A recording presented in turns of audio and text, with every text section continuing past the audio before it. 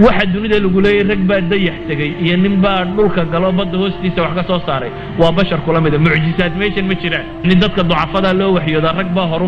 هرمر واحد لا مشرو والركبة الشضي واحد لا ده شرع وهرمر كرتا واحد دون تاسك سمين كرتا مثال بسيط على المسي أبناء السحوة نكم ده مسلم أو إنجنير أو كل مي سودان وأن تجربة وحيابها كذا وهاب في سيجات الماما ويلي ويجي ورشة في صار ما ترتبوا ويلي ورشة عالم وكنت على ما أنت وحصان صارت oo isha lay saaro ilaa iyo waan sameynay laakiin waxa la leeyahay uu leeyahay ummadii rabtay waxa kan laabkiisa aan tagay iyagoo yaala ku isagu gacantiisa ku sameeyay waa inaan Soomaaliyeed markaas wuxuu igu yiri Mustafa gaala meel ma jirtee cid karowday weydiiyo igu yiri waxaan tilmaamaya dad ambition laan jirin dad doonis laan jirin qofka rabo waxaan inuu